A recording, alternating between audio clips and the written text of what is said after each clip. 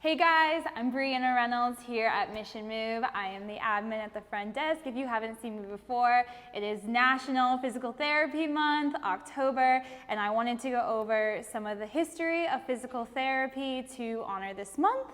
So how did physical therapy get started? It got started during the war, specifically World War I, when nurses would work in hospitals, soldiers would get injured in the fields, they would have amputated limbs, spinal injuries, and they would be sent to the hospitals, and nurses would work with them to regain mobility and function. Another big reason physical therapy got started was from polio.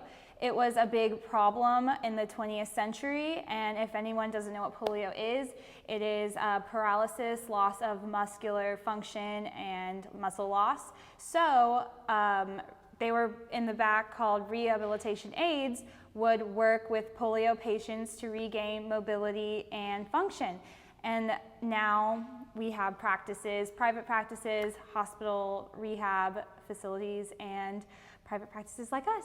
So that's a little bit on how we got started and a little bit to honor physical therapy. Right. So another interesting fact about physical therapy here for National Physical Therapy Month in October is that it is a common misconception people have that physical therapy is only for people who are seriously injured, meaning maybe they've been in a serious car accident, have had an accident, or a limb has to be removed, or maybe they've just had a major surgery. And I can see why people would think that, because a lot of times in movies what they show is for physical therapy is someone just learning how to walk again. However, physical therapy is for just active people who are trying to keep doing what they're doing, especially here at Mission Move. A good portion of our patients have just maybe a tiny little bit of an ache or pain or something that's not quite right, not a major injury, and they want to make sure that they get some help with it so they can keep on cycling, running, playing tennis, working out and things like that. So physical therapy, it's not just for injured people, it's for people just trying to stay. Another interesting thing about physical therapy here for National Physical Therapy Month here in October is a question that we get a lot. And that is what is the difference between physical therapy and some other healthcare practitioners, specifically like massage therapists and chiropractors and things.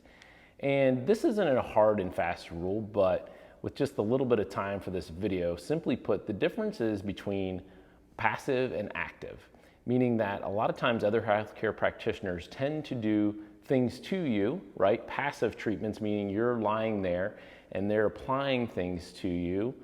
And whereas physical therapy is more active. We do passive things too, but after the passive things are done, we create a change. We want you to be able to keep the change by having you do active things like strengthening and stretching. So that's a very simple way of putting what is the difference between us and some other healthcare practitioners. Next thing I want to talk about for National Physical Therapy Month is why is physical therapy special, and I think it's special, and its place in the healthcare community. And the number one reason I think it is special is because we are able to spend at least an hour with our patients and able to promote them towards movement and exercise. And if you think about movement and exercise, it helps with so many different things. It helps you to relieve pain. It helps you with stress and anxiety and depression. It helps you to burn off some adrenaline and sleep at night. You overall feel better. And that right there is the best medicine. That's where the saying movement is medicine comes from. And so the fact that we are able to provide a solution for healthcare through movement is what I think is the best thing about physical therapy.